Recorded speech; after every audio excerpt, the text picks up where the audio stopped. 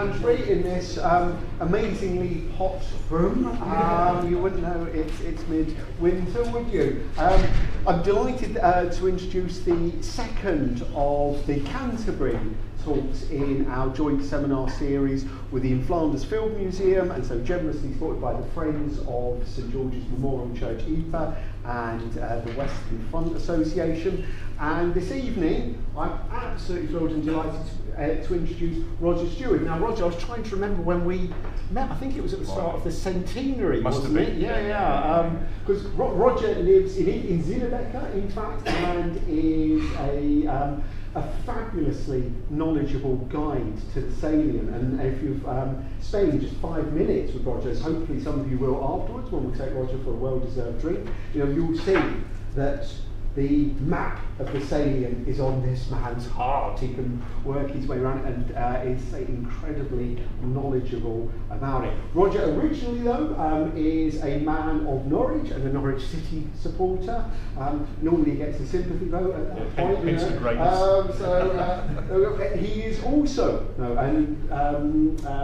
the link with tonight's talk, someone who is not just interested in the military history of the war and the witnesses that you can still see to that in the landscape around Ieper. He's also someone passionately interested in that footprint that was left, the commemorative footprint, the lives of ordinary people as they came back to the world around Ieper and rebuilt their existences, and how they engaged with the many visitors that started to arrive on their doorstep. So one of his other works, he's a published author, he's published 2 books, Reclaiming the Salient. When did that come out, Roger? That was about just over a year ago, about a year was ago, that? A fascinating exploration of the works of things like the Graves Registration Unit, the recovery of bodies, the work on unexploded ammunition and such like things, which, as we all know,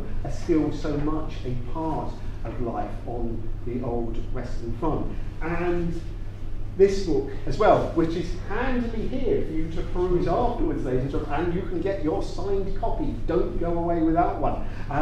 A fascinating study of Langemark Cemetery, and as we all know, Langemark is an immensely distinctive place, unique even amongst German cemeteries of the Western Front, and a place of so many myths and legends, all of which Roger has explored in great depth to create a unique understanding of this immensely complex site. And I think we're in for a treat tonight. So thank you, Roger, for coming over. Over to you. Thank you. Good evening, ladies and gentlemen. So I take it from looking around the hall tonight, obviously a lot of First World War enthusiasts here, so many of you, no doubt, will have visited Langemark German Cemetery at some point.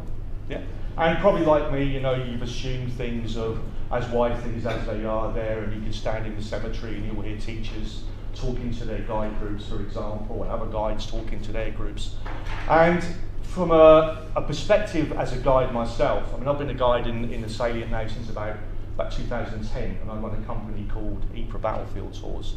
And you do take a pride in what you do, and you stand in the cemetery and you listen to other guides and you listen to other teachers as well. And the reason I wrote the book, Studentenfriedhof to Soldatenfriedhof, is because over the years the cemetery has become subject to so many myths, so many misunderstandings, partly because there's been a lack of published research on the book, particularly in English. There's been a couple of books written in Dutch, but I believe, I might be wrong, but I believe I've written the first ever book, in terms of the history of the cemetery in English. So you would quite often hear guides, because there's no research for them to look back to, assuming facts. I was guilty of it as well, to be quite honest. You put 2 and 2 together and it's not quite right, and you would kind of think to yourself, well, no, that can't be right because, that doesn't really add up.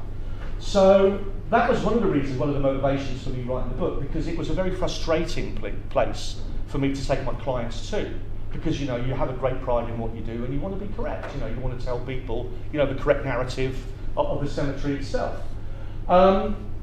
Secondly, though, you can't overlook the impact of World War II on the area, and particularly with regards to Langemark German Cemetery. And it's because of World War II, some of these myths, start to gain momentum, because we'll have to be quite honest about this. I mean, we have some Belgian guys in the audience today, but after 2 German occupations of Belgium, in some people's lifetime, to be quite honest, in the 50s, there's more than a dislike of the Germans amongst, certain population areas in Belgium. So you start to get these stories come about, and they're passed down for generations. So quite often on the tours, for example, we'd be driving along with Leave Essex Farm, you tell your clients, right, next stop, we're off to Langemark German Cemetery. And then all of a sudden someone would pipe up from the back of the van, oh yeah, our bed and breakfast owner tells us this is where they're all buried standing up. Yeah, exactly. Yeah, of course they're not.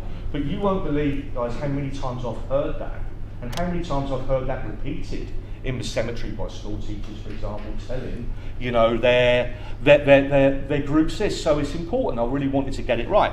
So with COVID as well, this is kind of my COVID baby, if you will. I finally had the time to sit down and write this.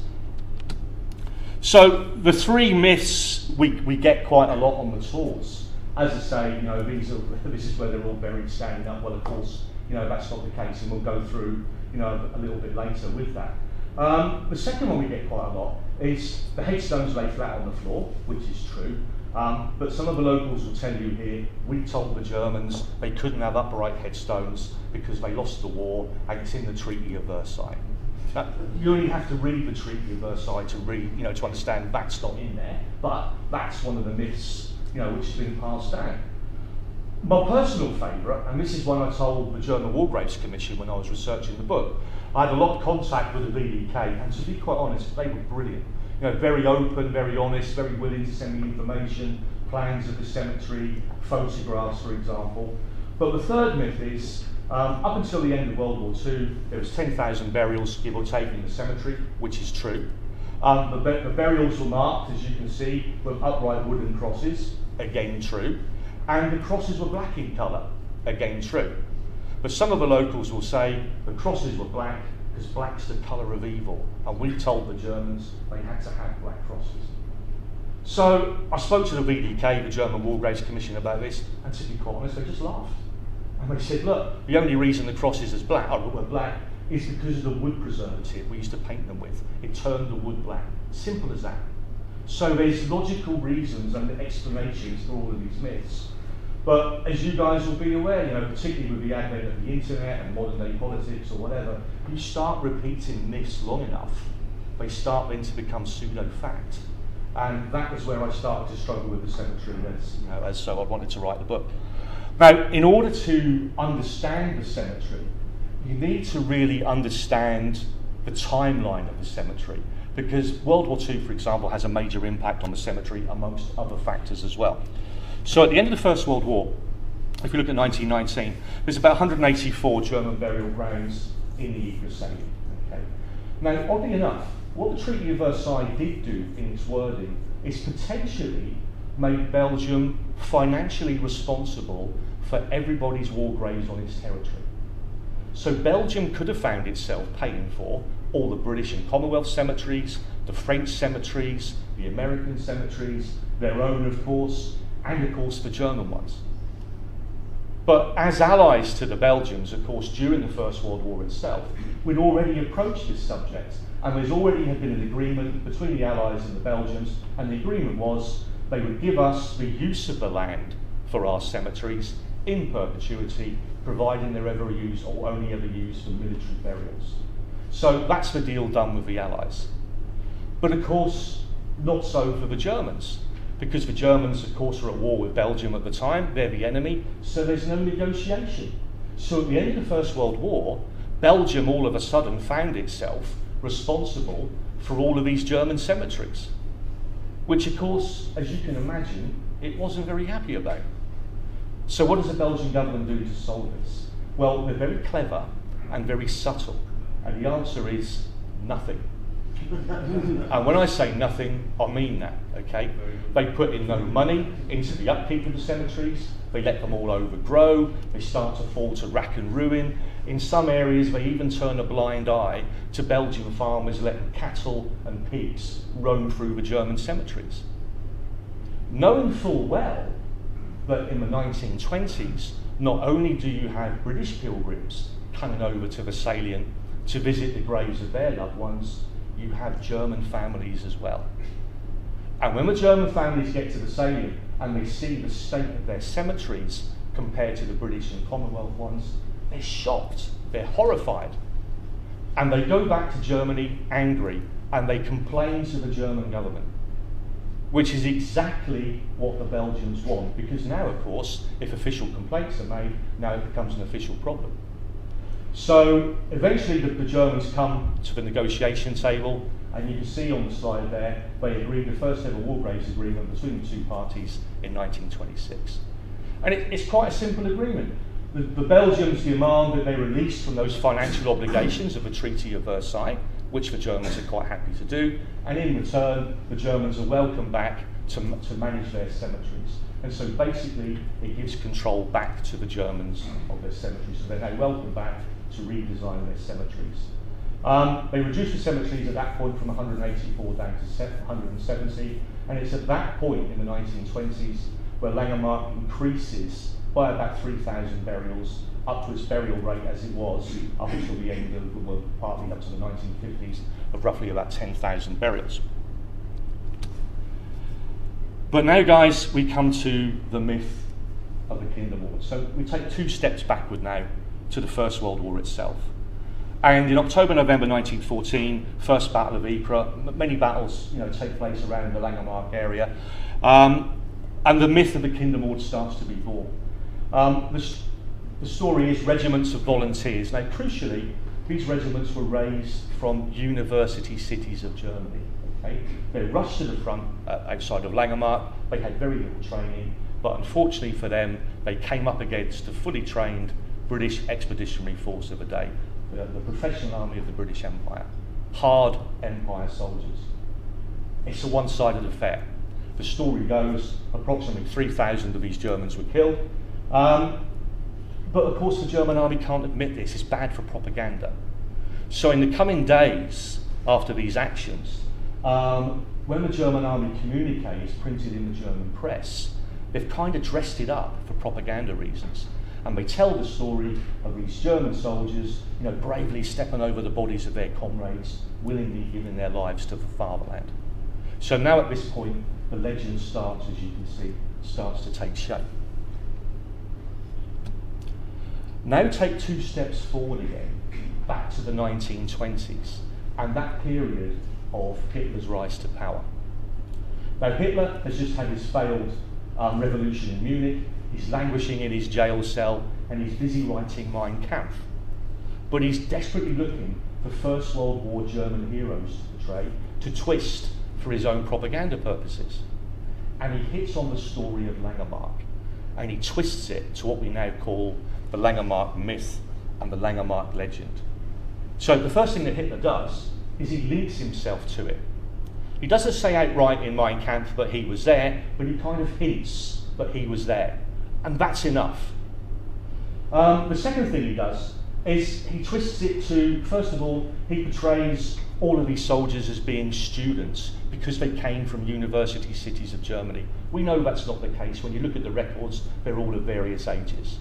Only about 15% apparently were of about student age.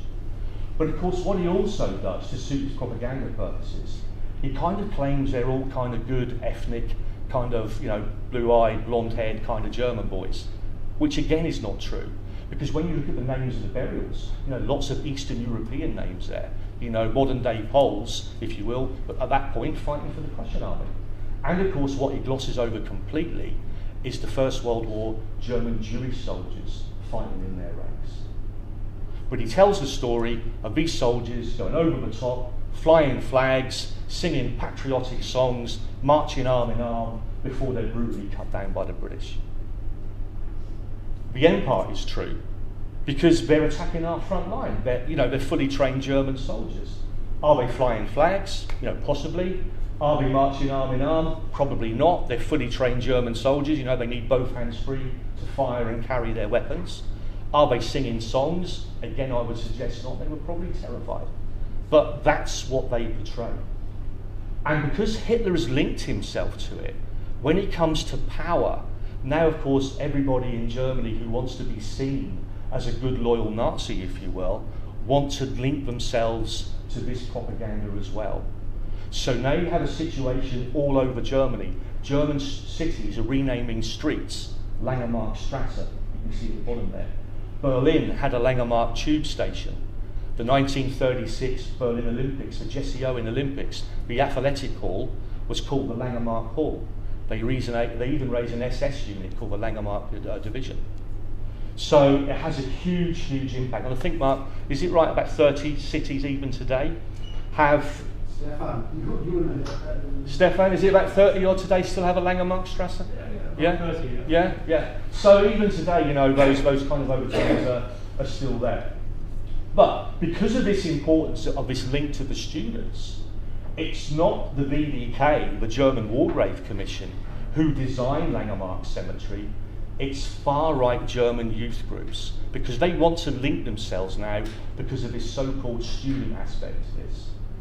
So these youth groups have toured Germany. They've raised money to finance the redesign of the cemetery for when it's opened in 1932. And they take on a designer called Robert Tischler, who's a member of the Nazi Party. And they give him a very specific design brief.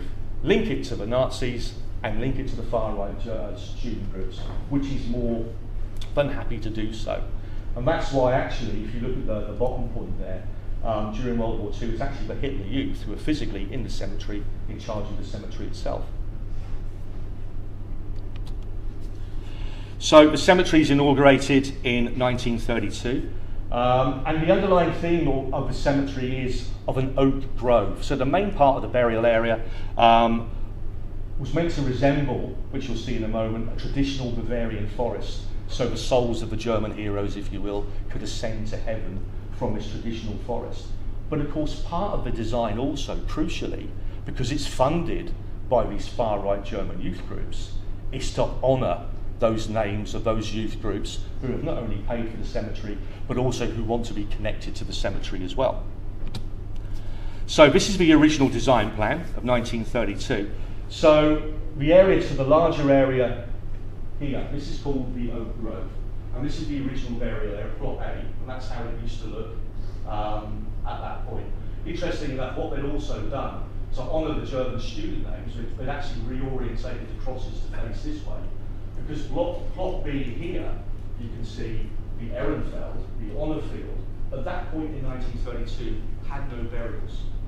And the whole idea of that area of the cemetery was to honour the names of not only the regiments of men who lay buried in this cemetery, but also the far-right youth groups who had paid for this cemetery to be constructed. So in the cemetery, and of course still today, there's 3 First World War German bunkers. They've been refaced to take away all the battle damage, and they're placed in between were concrete blocks. And the original design for that was to represent a trench line running between the 3 German bunkers. But the far-right German youth groups also added to the front of the blocks granite blocks, and carved into those granite blocks are the names, as I say, of not only men who served, regiments, who served in the cemetery, but the names of those far-right youth groups. And they had a very, very specific plan for touring the cemetery. You would enter the cemetery, as you do today, through the main entrance. You would walk up the beach alleyway. But for you guys who've been to the cemetery, you'll know today this area here is now a slope. But during that period, there was a wall separating the two. And you would walk into the Ehrenfeld first of all, follow this pathway, in effect paying homage to these names, and then you would pay homage to the burials of the cemetery. So it's a very, very specific design plan. So, because of this propaganda, Hitler visits his cemetery in 1940. At that point, he still had 10,000 burials, marked with wooden crosses, as you see, or as you saw on the last slide. And he stays no more than about 30 minutes, and it's purely a propaganda visit. Now, you'll see the first Picture on the right-hand side here, this is from the old German War Graves Commission, that's their magazine, showing Hitler touring the cemetery. The bottom picture here, this is a real famous one. You know, you've got Hitler standing by the bunkers, and tour guides today still use this, to be quite honest. You'll see guides taking groups there, and standing there, and this is where Hitler stood and all kinds of stuff. But the top one is quite a rare one. This wasn't published in the book, and this came to light to me after the book was published by a local collector, and it shows the front of the cemetery during the period of World War II. And the Germans there are leaving you kind of in no uncertain terms, but this is a Nazi-run cemetery. You know, there's no Nazi burials there, of course, but purely for propaganda, this is a Nazi-run cemetery.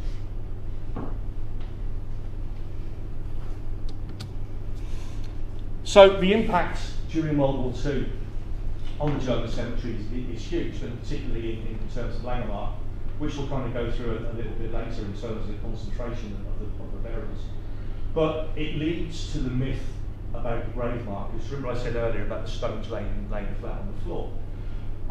So if you look at the top picture, this is, you know, the cemetery during the Second World War.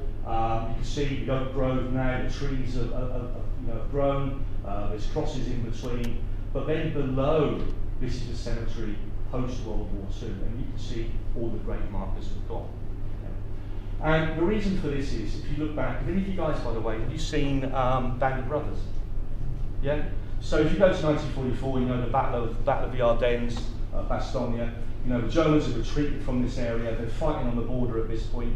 But you guys will know, this is the worst, one of the worst winters at that point in European history. Terrible conditions. But of course, as a retreating army, the Germans have left the Ypres salient, but as they've gone, they've stolen everything they can carry. So, but not only food, but more importantly, in this case, coal, winter fuel. And now you have a Belgian population not only starving to death, but freezing to death as well. But what the Belgians do have is 170 odd First World War German cemeteries packed with nice wooden crosses. So they come to the cemeteries and they strip them of the wooden crosses, okay, to burn in their houses. Now this is survival. But it means when the Germans come back after the Second War Graves Agreement, which we'll come to in a few moments, in the 1950s, they find that some of the cemeteries have got no crosses left whatsoever. Langemarks, roughly half are gone, the other half are rotten. And one thing I should add, because it does impact on this, is how the German War Graves Commission is funded. Because when you look at the Commonwealth War Graves Commission, it's funded, of course, by Commonwealth governments, which in fact is taxpayers' money. The German War Graves Commission, or the German government, only funds a maximum of about 30% of the budget required by the German War Graves Commission. So they rely heavily on charitable donations. So therefore, everything has to be very cost effective. So when you get back to the 1950s, the cemetery, as I say, had no crosses whatsoever, no grave markers whatsoever. The flat stones go down in the 1970s. So after 20 years of a cemetery basically being a field, the German government decides to allocate more funds to the German War Graves Commission, and they decide to put down the flat pillow stones, which we'll see in a few moments on one of the slides. Why do they choose those? It's nothing to do with we wouldn't let the Germans have upright crosses. It's purely practical. They're stone, so they don't rot away. You can get multiple names on them, and as they're flat, you can mow the grass around them easily. Simple as that. But it does mean one thing, guys. You'll see, as all the reference areas have gone, all the grave markers have gone, and the German government, the War Graves Commission, are quite happy to admit this, the names on those stones do not necessarily represent the bodies buried beneath them. They know they're there somewhere, and don't get me wrong, they won't be one name there, the other name on the other side of the cemetery. They'll be fairly close, but they won't guarantee the names represent the bodies buried beneath them. So, post-World War II. So, Germany again has lost the war, Germans have gone, and all of a sudden now, Belgium finds itself once again responsible for all of these First World War German cemeteries, which after a second occupation, it's even less keen on, as you can imagine. And hand in hand with this, you've now got Belgian landowners putting pressure on the Belgian government. You know, after a second occupation, we want our land back. We're sick of having German cemeteries on our land. So what do the Belgians do about this? Well, they do exactly the same as before, nothing. They let all the cemeteries overgrow again, they ban the German ambassador from coming to visit the cemeteries, knowing full well eventually the Germans will have to come back to the negotiation table, which they do, and they agree a second war graves agreement in 1954. But this is very different to the first. So to be fair to the Belgians, they give the Germans the land for their cemeteries on the same deal as they have for the British and the Commonwealth, free of charge, in perpetuity, providing they're only ever used for military burials.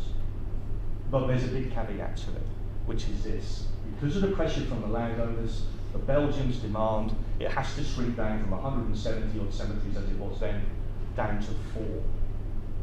So basically in the 50s, the Belgians tell the Germans, dig your cemeteries up, we want the land back, we're not going to tell you to take the bodies away, that's ridiculous, but we'll give you 4 sites.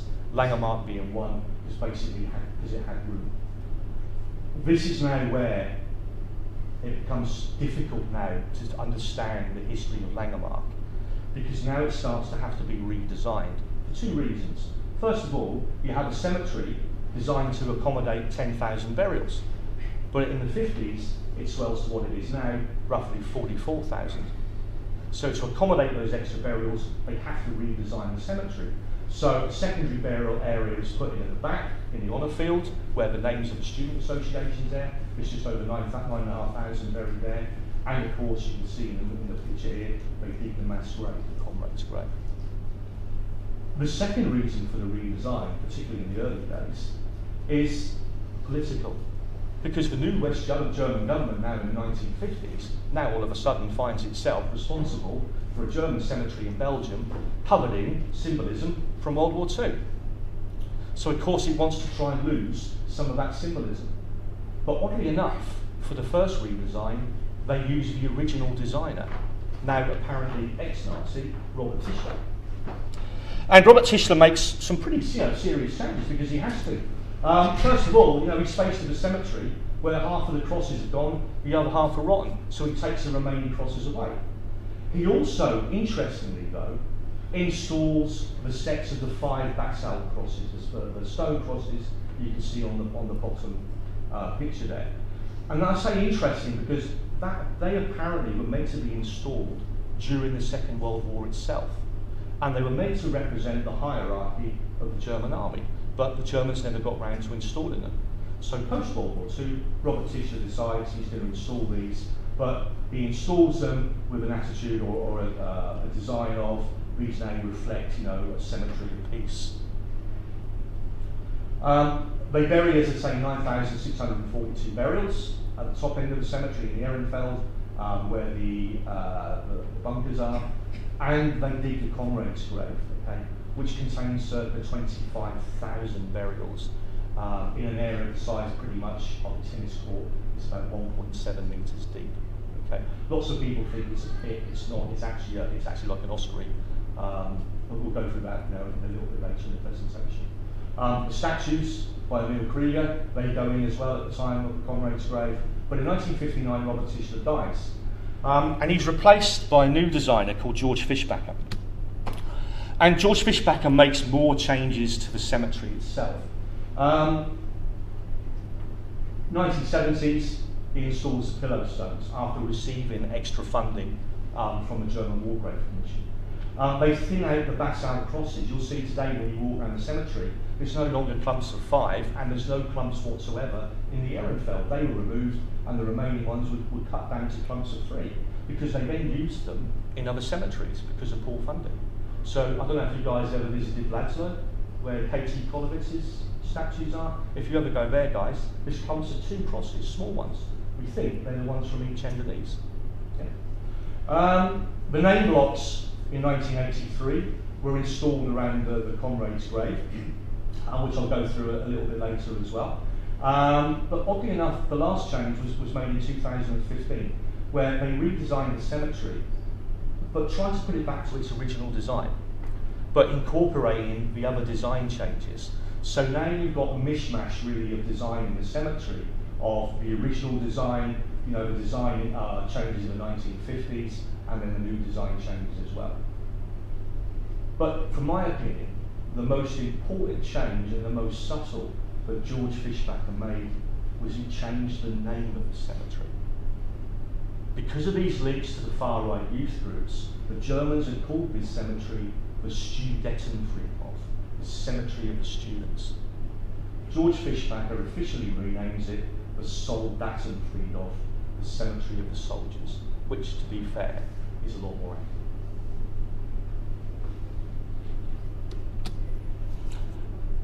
So guys, part 2, in terms of the cemetery itself, we're going to have a look at the cemetery as it is today, and how it incorporates, you know, the original design features and its evolution as it goes through from, you know, the 1930s up to the present day. So the cemetery now basically is kind of split into 3 parts really. You have plot A, the Eichenhain, that's the original plot, the oak grove, you know, with the 10,000 burials and the wooden crosses. Plot B, the Ehrenfeld, the honour field where the German bunkers are and the names carved into the blocks. That now contains, from the 1950s, not over 9,500 burials. And of course you have the Kameradengrab, the mass grave in the middle there as well. So there's kind of 3 major points to the cemetery. What we're going to do, we're going to kind of do a little tour of the cemetery in the way the original designer, Robert Tischer, intended us to take us through the cemetery. So it starts, of course, entering the cemetery through the front entrance itself, which looks like this today, red Visa sandstone, and of course that's how it looked, you know, during World War II itself. Very kind of quite bunker-like in terms of the entrance to the cemetery itself. But as you walk through the main entrance, you're in like a porch area, and in today's world, there's a room to the left. It's called the Weihraum, which means the sacred room.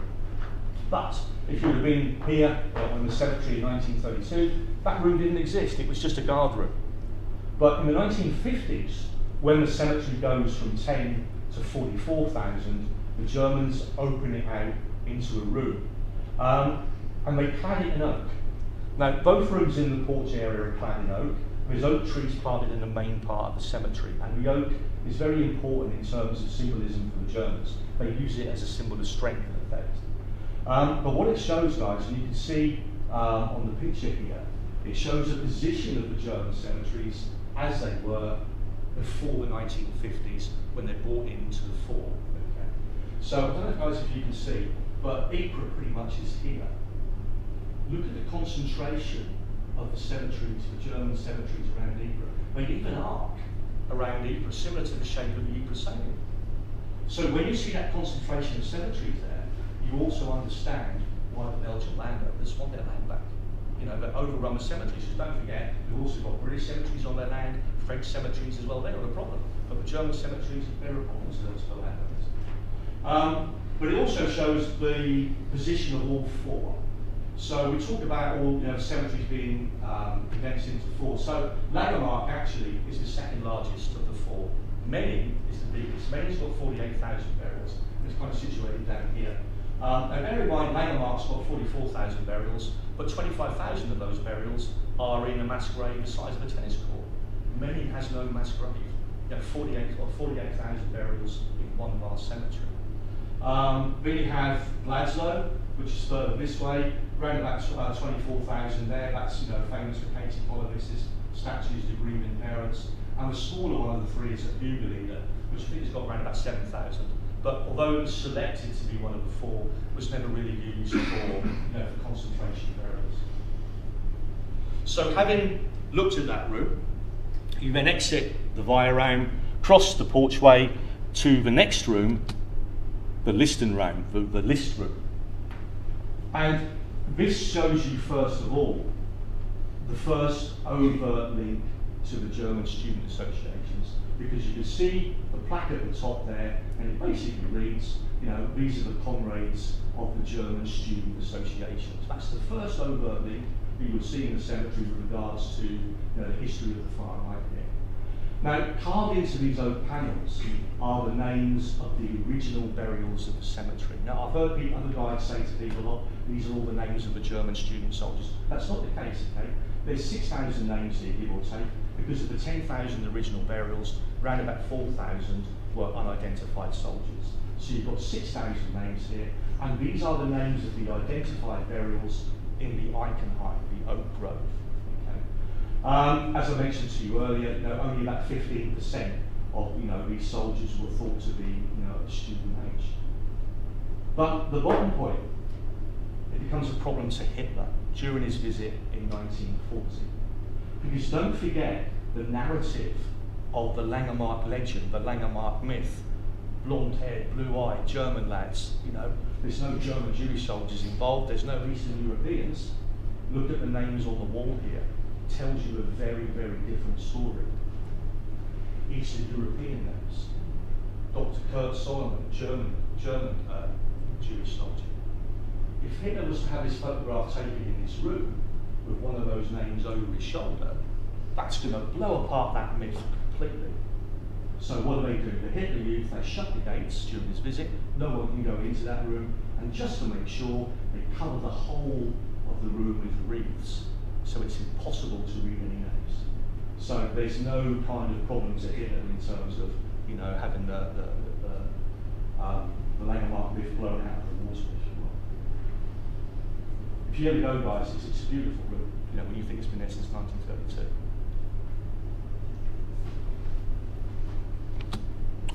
Then you would leave the porch area, if you will, and when you cross into the courtyard, the Ehrenhof. And the purpose, it has two purposes. Okay? It's kind of a reef-laying area, an area of commemoration, and it links that area of the cemetery to the Ehrenfeld, the honour field. Okay? So as you can see, you would come out from the porch, and the first thing you're faced with is this massive oak wreath. That was a permanent fixture on the wall when the Nazis were in charge of that cemetery. And you'll see smaller wreaths laid by wreath-laying parties for, for different commemorations below. But what you'll also see, above the big wreath, you'll see there's a stone plaque. And on the stone plaque, there's also, you can see here, a brass plinth. Stamped into that is a quote by a German poet called Heinrich Lersch. And translated, it basically means, Germany has to live even if we have to die. And that quote becomes the battle cry, if you will, for the Hitler Youth in World War II. They use this heavily in their rallies, okay? And that's the reason why the Hitler Youth are in charge of the cemetery. It's above the wreath. So as soon as you walk in, you're faced with that. But of course, during the design changes post-World War II, this is kind of over far-right kind of mythology. So the Germans want to remove this. But what we don't do is move it completely. So when you go back to, when you guys ever visit the cemetery again in the future, when you walk through this main entrance here, turn around, get your back to the wall where the wreath is, and look above the doorway. That's where the Heinrich Lersch quote has been moved to. And all the Germans have done, they've placed another plaque beneath it, which is Heinrich Lersch 1914, and the aim of that is, of course, is to give it a reference point in history and take the ownership of it away from the Nazis themselves. So it's still there above the doorway there today. So the idea then, you would leave the Ehrenhof and you would follow the route up to the Ehrenfeld via the Booker Alley, the beach alleyway, and you can see how it looks today on the left hand there. And there's a picture of Hitler during his visit, actually coming back but using that to lead the two parts of the cemetery. And you would make your way up to there, to the Ehrenfeld, and the whole purpose of that point of your visit is now to look at the names, a lot of the names, if you will, of the German student associations. And this is how it looks today. The original bunkers, as I said earlier, have been refaced. The names of the German youth groups are still there. I've had plenty of Germans on tours in the past, German people, Austrian people as well, and they've looked at some of these names and they've told me, actually, some of these organisations still exist. And they're quite nasty organisations, bubbling beneath the surface there. Those names are still there. Luckily, we don't seem to have a problem with far-right pilgrimages to this place, which is fantastic. The only thing that happens from time to time is wreaths will appear on different anniversaries in front of the names of some of these German student associations, which still exist. So I can only presume they're buying wreaths from a local a local florist and they're being placed there. But apart from that, luckily there's no problem that we know of with the far right here. But when you consider, when you look at that, guys, 9,642 burials there, all that in the 1950s, in an area half of a football pitch. Now, when you look at those pillar stones, on average, there's 16 names on average on each stone. And each stone is in the middle of 8 graves.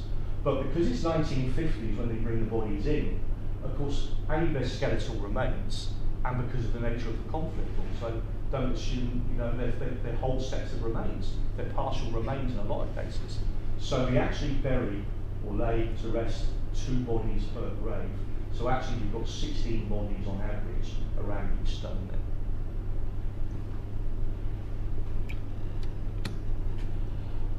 Having finished in the Ehrenfeld, the next part of the cemetery tour, you would then walk down the pathway to the Eichenheim, the Oak Road. And this is how it looks today. Lots of you guys will be familiar with this. It's the original part of the cemetery. As I say, it contains the original 10,000 burials. And the granite pillar stones are placed in 1971. As I mentioned to you before, the reasons for the pillar stones being placed, purely practical, after the crosses are taken.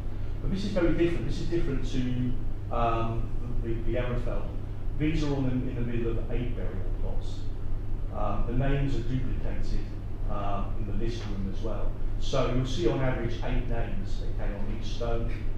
There's 8 burial plots around each one. The grave plots actually are bigger as well than they are in the Ehrenfeld as well. But quite often you can go, you'll see, because the names of course were originally put into the list room, what the German policy was, of the idea was equality in death. So there was no names on the wooden crosses. So the idea was you'd go into the list room, find your relative's name carved into the oak panels. There was a table there as well with a book. You would find the name and the reference number of the cross, and you'd then go and find his cross.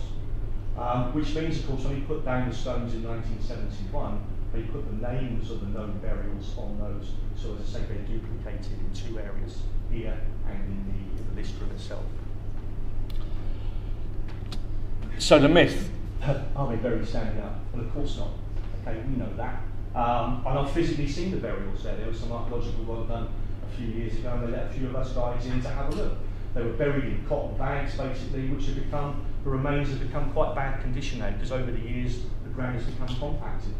But when you look at the plan at the top, that's the burial plan, it's a massive grid system. So they're all buried up and down there in rows, okay, shoulder to shoulder, as I said to you guys, with a burial stone in the middle of 8 burial plots. And you can see this one here with the names on here. Then compare it, as I mentioned to you earlier, with the Ehrenfeld, stones are in the middle still of 8 burial plots, but you've got 2 sets of remains in each grave. I think where the myth has come from, though, is because somebody has worked out it's 4 burials a square metre in the cemetery. But of course, what it doesn't account for is the 25,000 buried in the comrade's grave.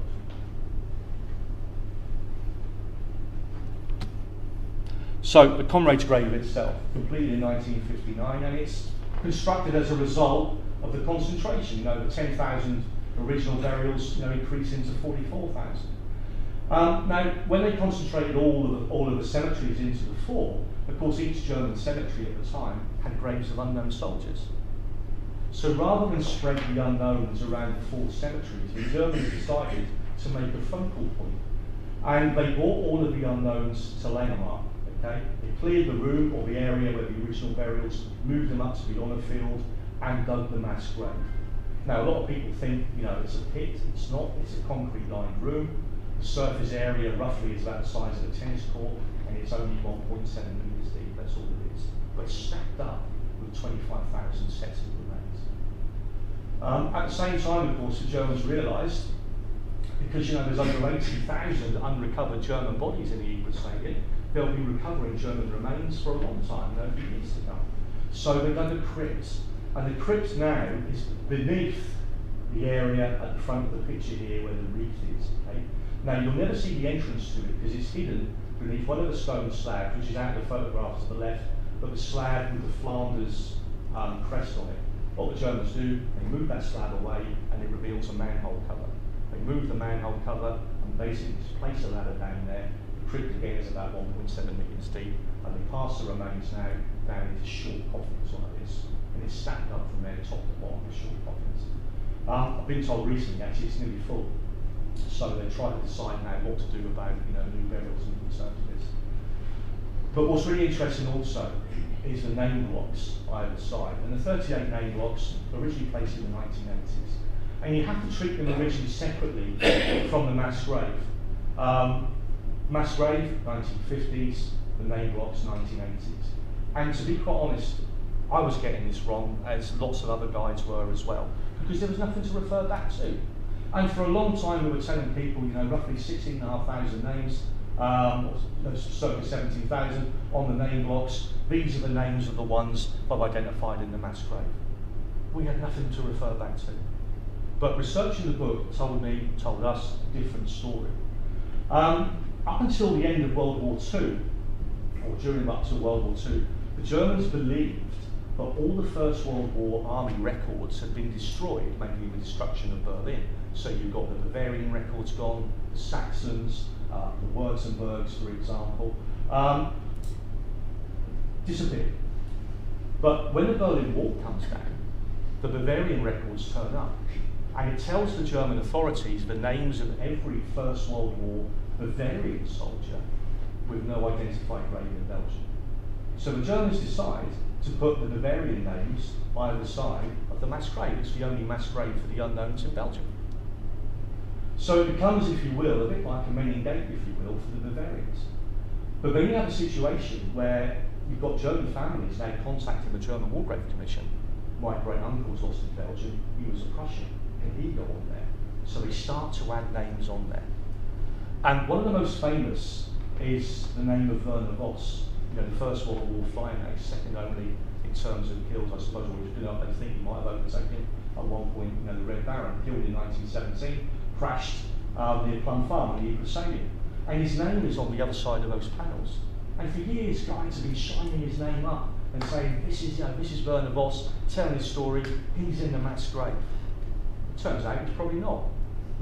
His name is only there because apparently his family contacted the War Graves Commission and asked for his name to be there. Now, unless he was recovered unknowingly, he could be in there. But to say he's definitely in there it's not the case. If you look at the 17,000 names, some, of course, by definition will be buried in a mass grave. They have to be. Some will be buried in the 4 cemeteries. A lot, of course, will still be lost in the fields. So to say they're all in the mass grave is not correct. But what we do know is there's 2 British soldiers buried there, Private Carlisle and Private Lockley. There's German nurses buried there as well. There's Belgian civilians in there. But whatever, 25,000 people, 25,000 human beings buried in an area pretty much the size of a tennis court. So I don't know if you guys are sports fans or whatever, or football fans or whatever. Compare it to a sports crowd or a stadium that you recognise or a concert you've been to. It really brings it home in terms of the amount of burials. The statues at the back of the cemetery, as they are now, they were moved in 2015 from the other side of the cemetery, and part of that last redesign, were designed by a guy called Emil Krieger. And they're called the Mourning Soldiers in effect, and they're based on a First World War photograph taken in 1918.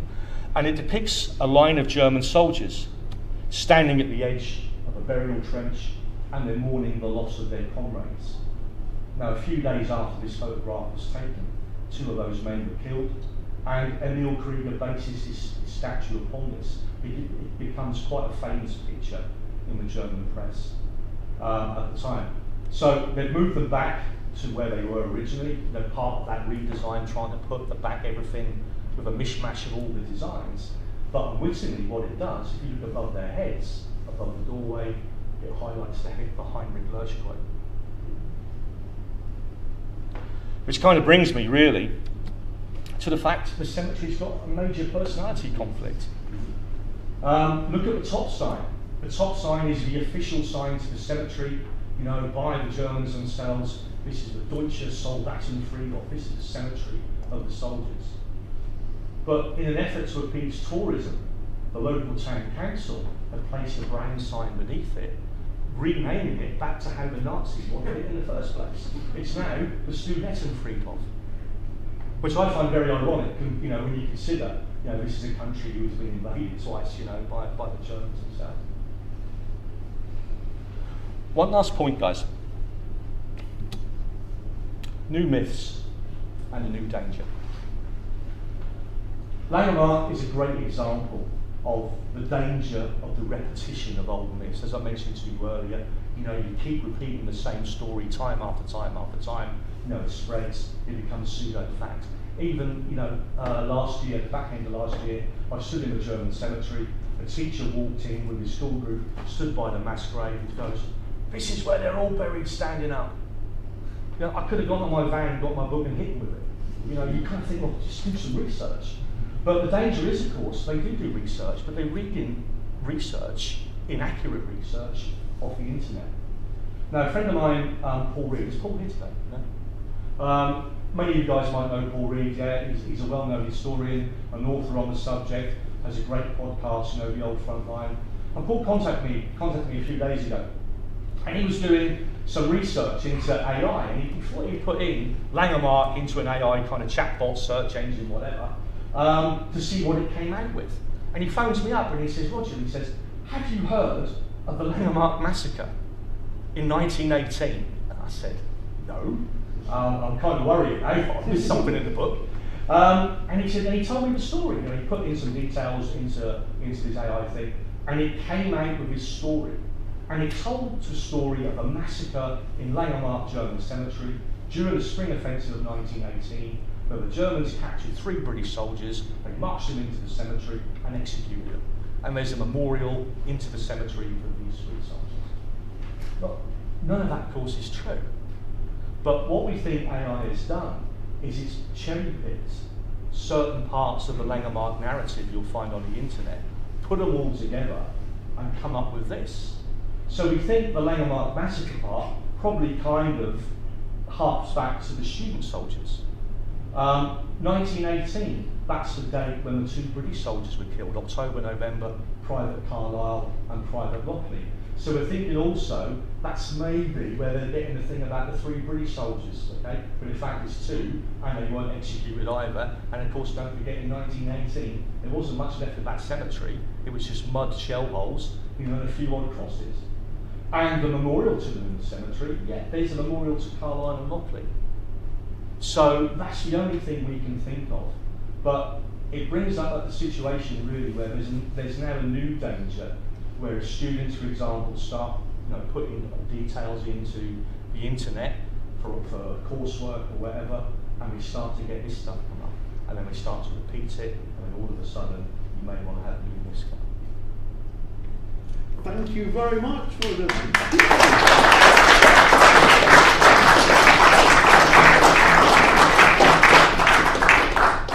Thanks for a brilliant talk, Roger. I would, first of all, I'd like to say, never hit anyone with your book, sell it to them first. I mean, that's the way. Yeah.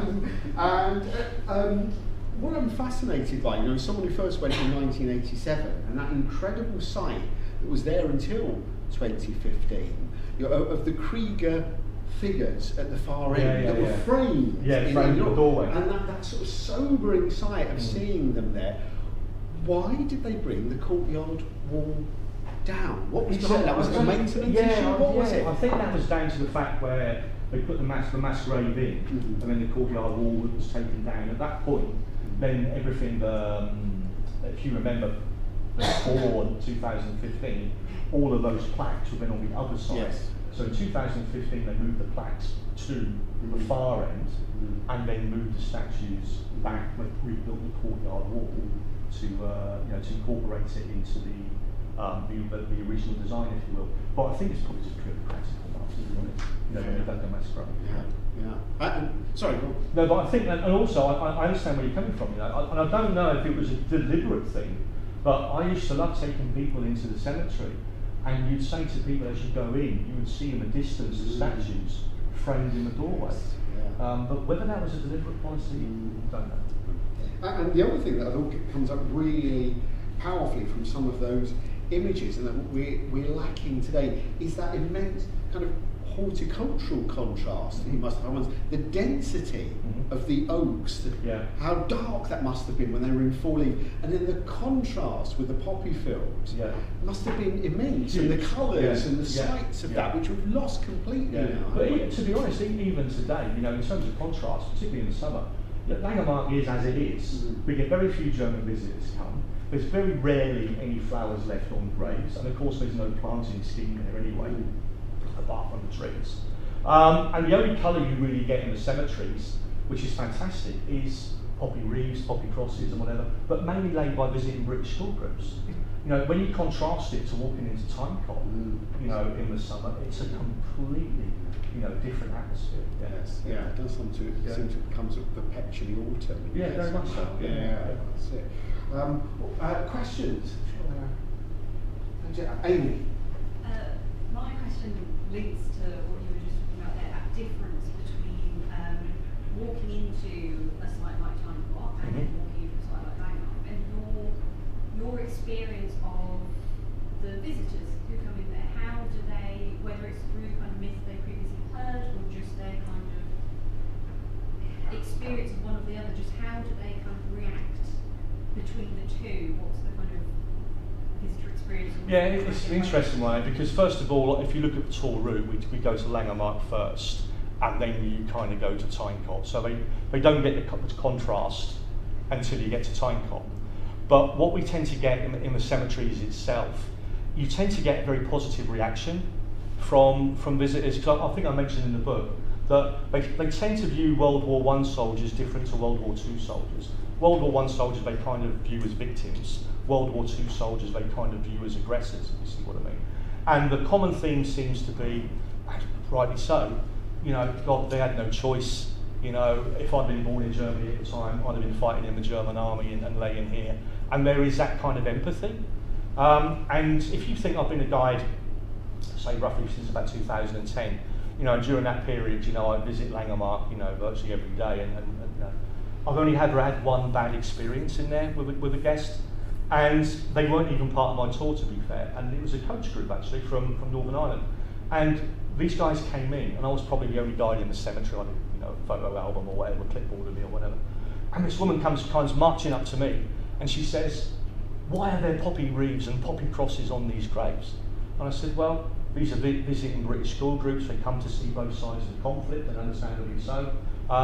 You know, these are the guys who made it." Her reply was, "I think this is disgusting. They're doing this for the enemy," and then stormed off. And my group, who were with me at the time, were just like open mouthed. They said, "Has she not learned anything?" But that's one instance in, you know, all those visits.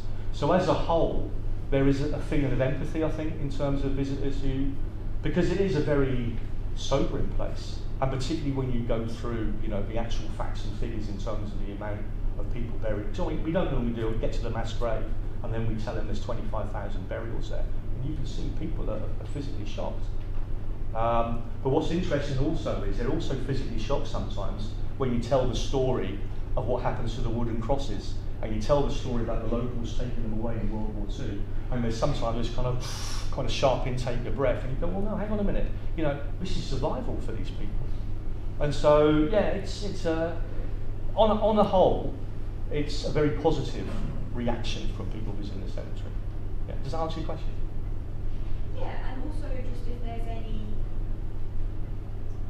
I'm just thinking about, obviously there's the kind of oak, heavy, kind of dark colours, like you said, with the kind of black crosses, and just if you had any sense of the comparison with white headstones, or if that was... Yeah, well, sometimes, you know, people make the comparison, you know, black and white, good, evil, that kind of stuff. But there's a very different, two different design ideas. You've got the German design idea, you know, the oak grove, they wanted to represent the Bavarian forest. Where the British cemeteries, their design idea is, you know, traditional English gardens or churchyards. You know, Kew Gardens do the original planting schemes. So that's why you've got cemeteries, the British cemeteries, kind of alive with colour as well. I'll be quite honest, this is kind of my opinion. I mean, I would think also in the 1950s, there's no way the locals are going to tolerate a First World War German cemetery flying flags and trumpeting the fact it is what it is. It probably actually kept low key to be acceptable, and that's probably the reason why when you drive past it today, you could miss it. It's screened by a wall, it's screened by trees. So World War II has an input on it as well. I often kind of wonder, we'll never know of course, but had World War II not have happened, would you still see 170 odd First World War German cemeteries dotted around the stadium as you do British cemeteries today? It seems to be World War II was a straw that kind of breaks the camel's back.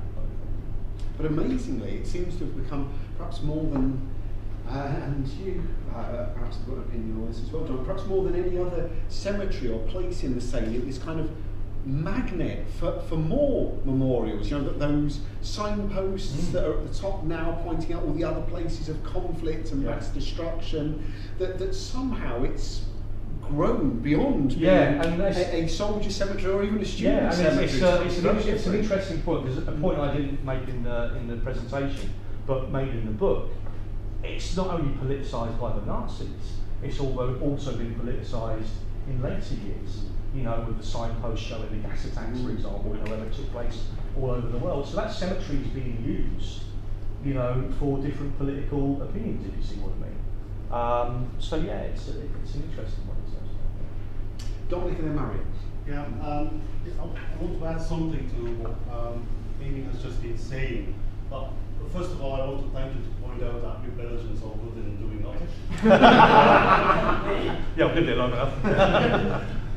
But at least that I had a real eye-opener when I, for the first time, visited cemeteries in Sweden, namely the Woodland Cemetery, which is a UNESCO World Heritage Site in Stockholm, which was created in the 1930s, which looks just like, apart from the buildings, just like Langemark German Cemetery. Oak groves, actually grove, slabs, very few details. So I think that learned me that there's more than just a war-related aspect to it, and more Northern European cultural, probably Protestant aspect to it as well.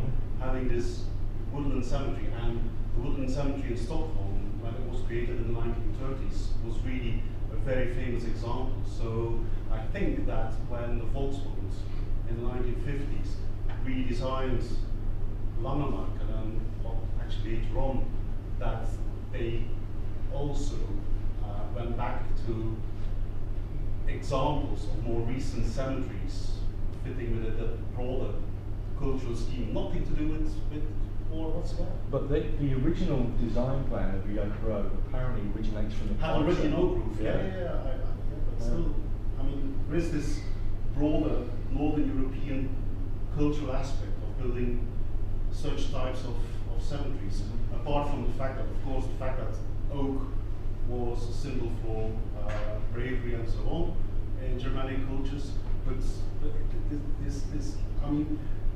the risk we often run is relating everything to war and First World War, but maybe there's also this broader cultural aspect. Something maybe the Nazis took advantage of, that cultural aspect, and said, right, we can twist this in terms of using it as a symbol. That's what I think.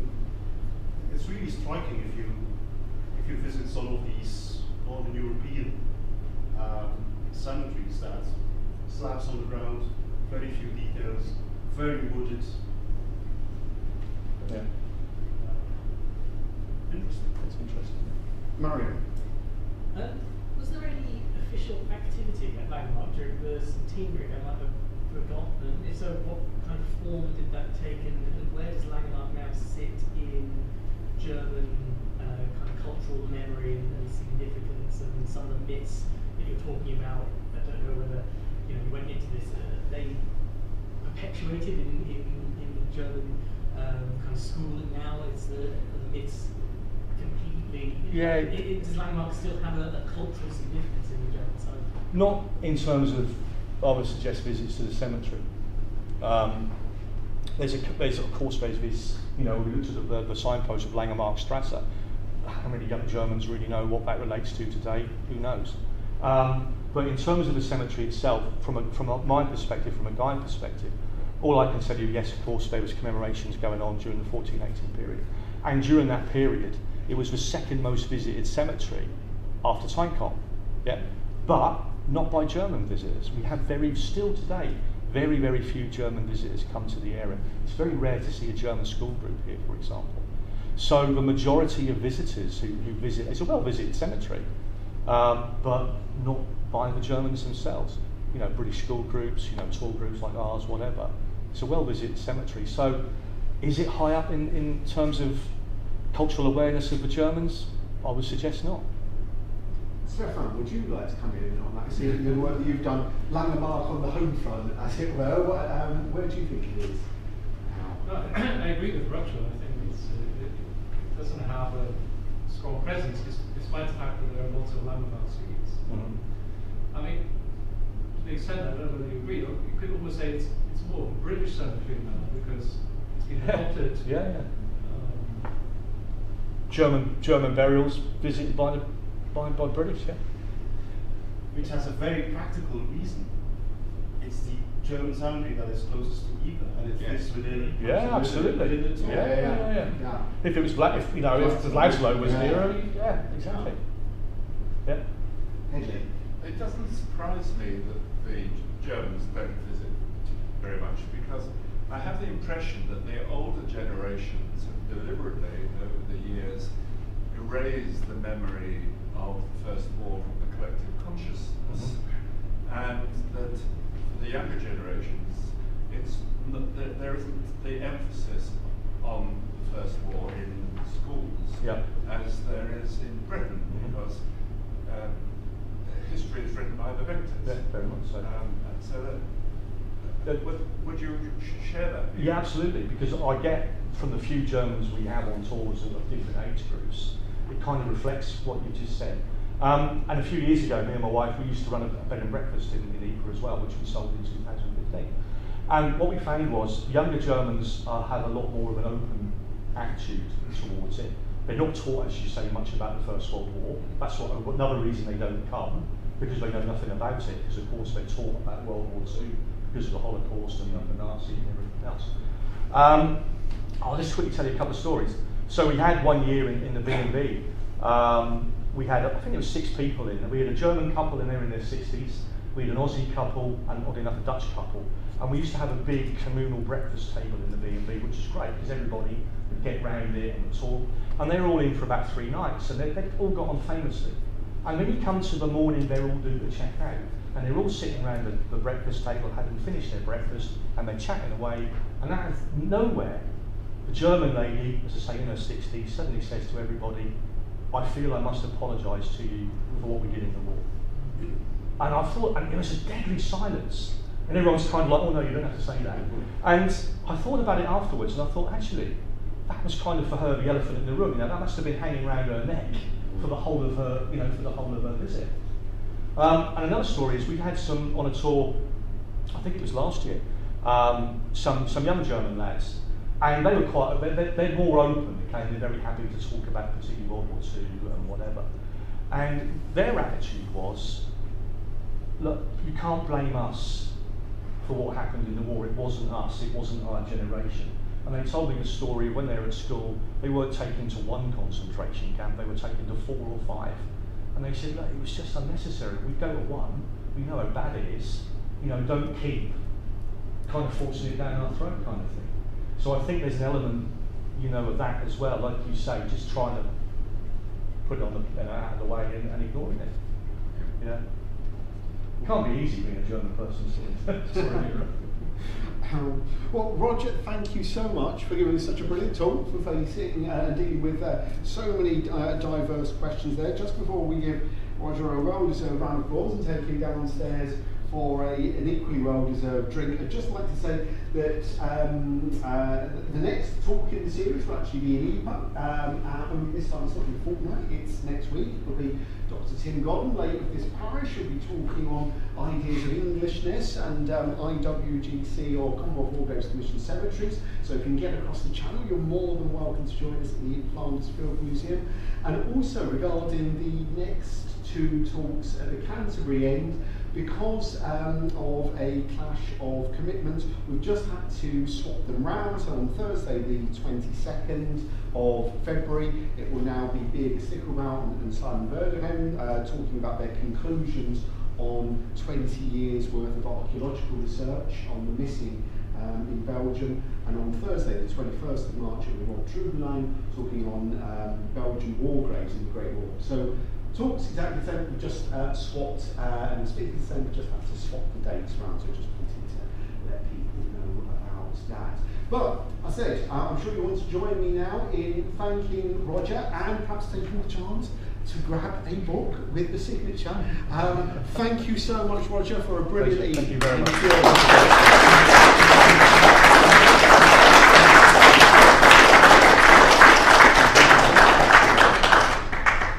Right, I think I've lost about 3 stone in the way.